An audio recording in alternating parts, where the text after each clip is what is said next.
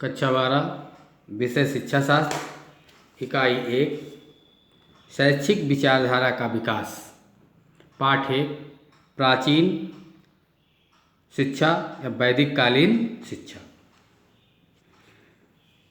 इस पाठ में हमें पढ़ना है कि प्राचीन काल में शिक्षा की व्यवस्था कैसी थी, लोग शिक्षा कैसे अर्जित करते थे, इसके विषय में हमें पढ़ना है।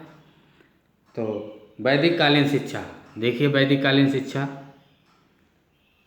भारतीय इतिहास में वैदिक काल उस काल को कहा गया है जिसमें वेदों की रचना हुई।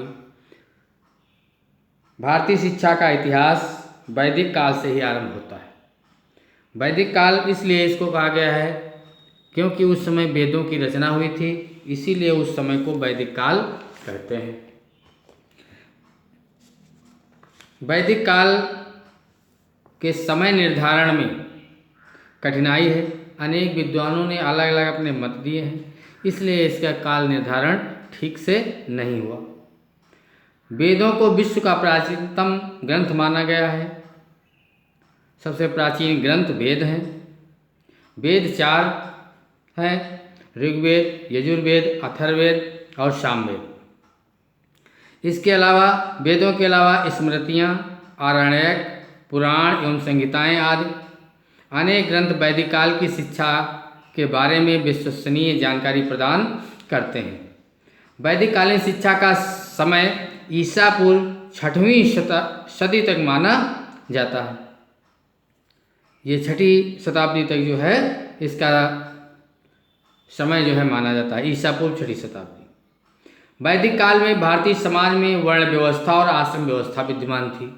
पहले जो वैदिक कालीन भारतीय समाज था उसमें वर्ण व्यवस्था लागू थी, जिसको आश्रम व्यवस्था कहते हैं।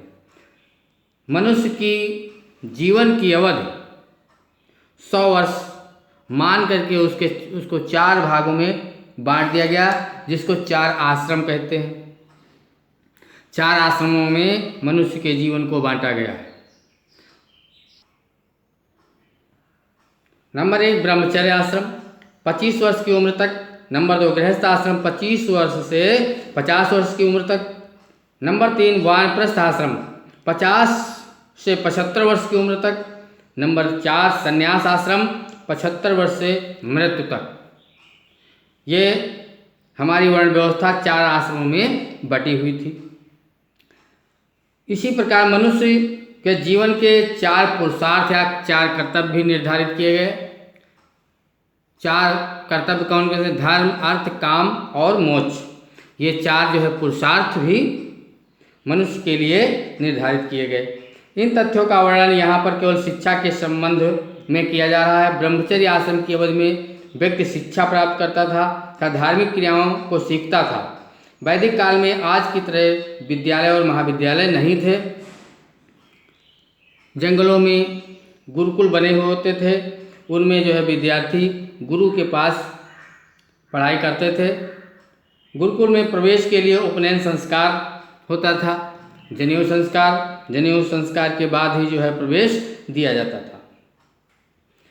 वैदिक काल में शिक्षा का अर्थ। वैदिक काल में शिक्षा का व्यापक अर्थ स्वीकार किया गया है, अर्थात शिक्षा का तात्पर्य उस प्रक्रिया से है जो विद्यार्थी के व्यक्तित्व का सर्वांगीण एवं संतुलित विकास करती है।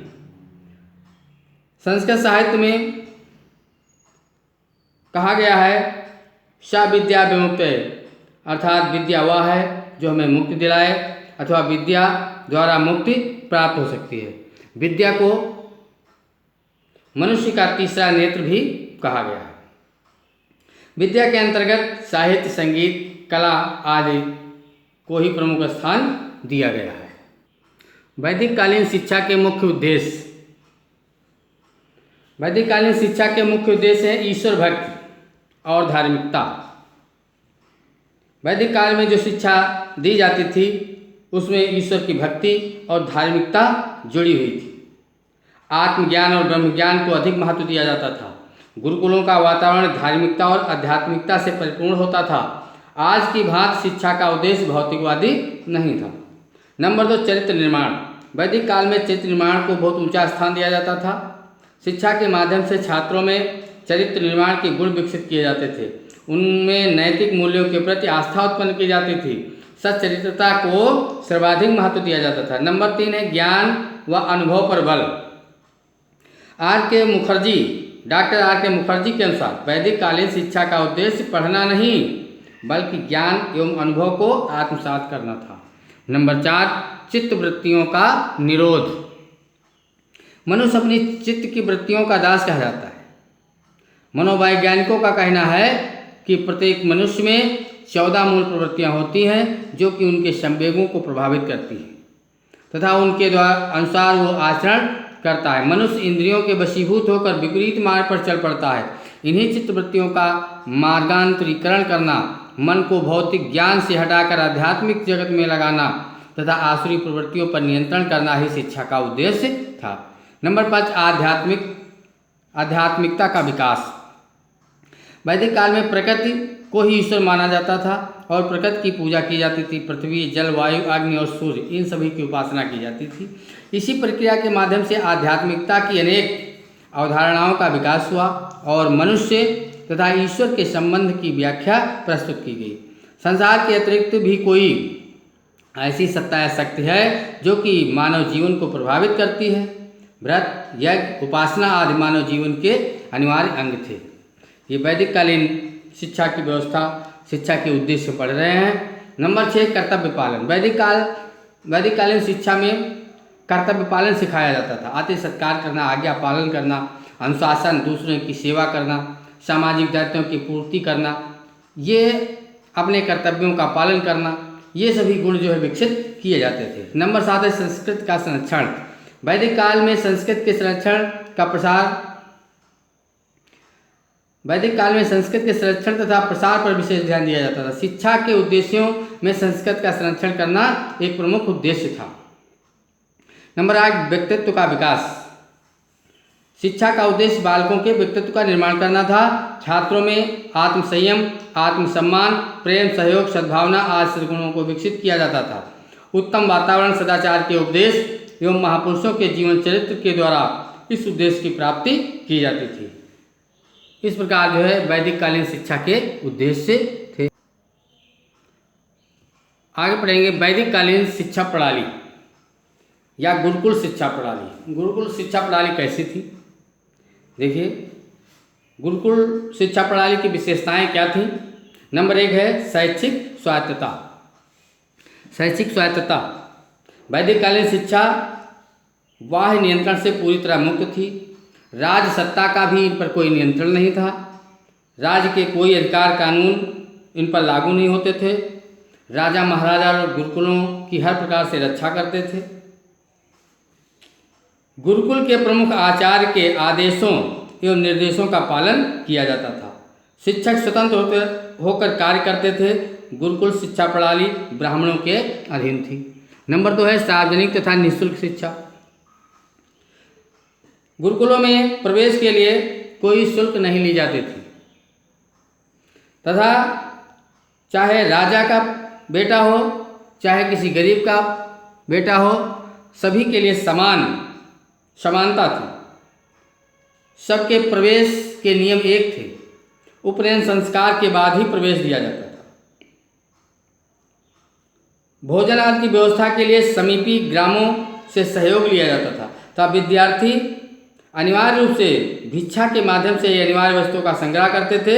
समाज का धनिक वर्ग तथा शासकों द्वारा भी स्वैच्छिक अनुदान प्राप्त होता था। नंबर 3 अन्य प्रकार की शिक्षण संस्थाएं। गुरुकुल शिक्षण प्रणाली के अंतर्गत कुछ अनेक अन्य प्रकार की भी शिक्षण संस्थाएं उस समय चल रही थी। जैसे नंबर 1 चरण, इसमें एक शिक्षक एक वेद की शिक्षा देता था। नंबर 2 घटिका, इसमें कई शिक्षक धर्म तथा दर्शन की उच्च शिक्षा प्रदान करते थे। नंबर 3 घटिका, इसमें कई शिक्षक धर्म तथा दर्शन की शिक्षा प्रदान करते थे। नंबर 3 टोल, इसमें केवल एक शिक्षक संस्कृत भाषा की शिक्षा देता था। नंबर 4 परिषद, इसमें लगभग 10 शिक्षकों की एक परिषद होती थी जिसमें कई विषयों की शिक्षा दी जाती थी। चतुष्पथी, इसमें एक ही शिक्षक दर्शन, पुराण, वेद, व्याकरण इन चारों विषय की शिक्षा देता था। नंबर 5 विशेष विद्यालय। वैदिक काल के इतिहास का अध्ययन करने से ज्ञात होता है कि विषय विशेष की शिक्षा देने हेतु विशिष्ट शिक्षण संस्थाएं तथा विशिष्ट गुरुकुल होते थे, जिनमें चिकित्सा, कृषि, वाणिज्य और सैन्य शिक्षा देने की व्यवस्था होती थी।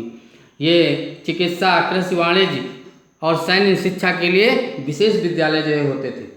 नंबर 4 है विद्यार्थी की दिनचर्या। विद्यार्थी की दिनचर्या उस समय कैसी थी? विद्यार्थी को ब्रह्म मुहूर्त में उठ करके अपने नित्य क्रियाकर्म करना होता था। गुरु के स्नान के लिए पानी लाना, हवन के लिए लकड़ियाँ एकत्रित करना, आश्रम की साफ सफाई करना, गायों को धोना, पढ़ाई भी करना, दोपहर के समीपस्थ बस्ती में भिक्षा मांगने जाना, भोजन और विश्राम, फिर अध्ययन करना, संध्या के समय पुनः गाय धोना, व्यायाम और भिक्षाटन, तत्पश्चात भोजन, जमीन पर सोना, ब्रह्मचर्य का पालन करना, जनेऊ धारण करना और विलासिता से दूर रहना। ये जो है विद्यार्थी की दिनचर्या थी। अगला नंबर, शिक्षा, वृत्तियाँ, भिक्षाटन। भिक्षावृत्ति या भिक्षाटन प्रत्येक छात्र को अपने तथा गुरु के जीवन निर्वाह के लिए भिक्षाव्रत करनी पड़ती थी, जिसे उस समय बुरा नहीं माना जाता था। हर गृहस्थ छात्र को भिक्षा अवश्य देता था। भिक्षा का आशय केवल वस्तु या धन संग्रह नहीं था, बल्कि जीवन के विनय और विनम्रता की भावना भी छात्रों में विकसित होती थी। इसके साथ ही समाज में संपर्क भी होता था। नंबर 6 व्यवहारिकता की शिक्षा। विभिन्न विषयों की सैद्धांतिक शिक्षा के साथ छात्रों को व्यवहारिक शिक्षा भी प्रदान की जाती थी। कृषि और पशुपालन भी गुरुकुलों में सिखाया जाता था। नंबर 7 शिक्षा की अवधि। गुरुकुल में विद्यार्थी उपनयन संस्कार के पश्चात प्रवेश पाता था। यानी कितने वर्ष तक शिक्षा ग्रहण करता था गुरुकुल में विद्यार्थी, ये बताया गया है। शिक्षा की अवधि कितनी थी उसकी? तो उपनयन संस्कार के पश्चात उसका प्रवेश होता था और 24 साल तक जो है 24 वर्ष तक वो शिक्षा ग्रहण करता था।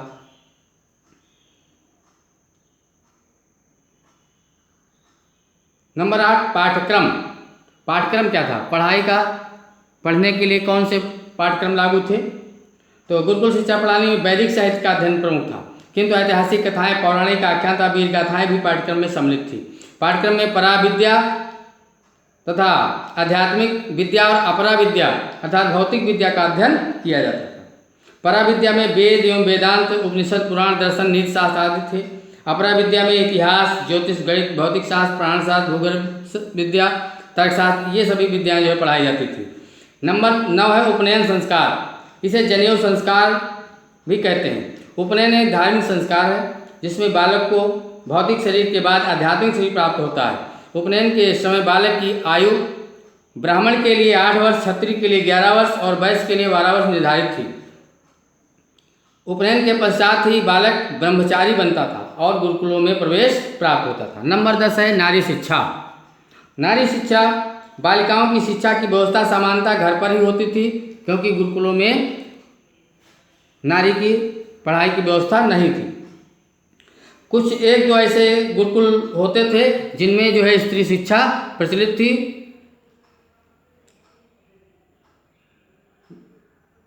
गुरु पत्नियों के सानिध्य में वो शिक्षा होती थी। इतिहास में आपाला, घोषा, रोमसा, लोपामुद्रा, विश्वबाला और सरस्वती आदि स्त्रियों के नाम मिलते हैं जिन्होंने वेदों की रचनाएं की। उन्होंने भी गुरुकुलों में अध्ययन किया। फिर परीक्षाएं। वैदिक कालीन शिक्षा प्रणाली में वर्तमान की तरह परीक्षाएं नहीं होती थी। पूरा पाठ याद हो जाने पर नया पाठ पढ़ाया जाता था और विद्यार्थी की मौखिक परीक्षा कराई जाती थी। समावर्तन संस्कार। विद्यार्थी जीवन की समाप्ति पर गुरुकुल में ही समावर्तन संस्कार होता था, जिसे आज के विश्वविद्यालयों में दीक्षांत समारोह कहते हैं। इस प्रकार से जो है समावर्तन संस्कार होता था। शिक्षण विधि। गुरुकुल शिक्षण विधि को आप अगले वीडियो में पढ़ेंगे।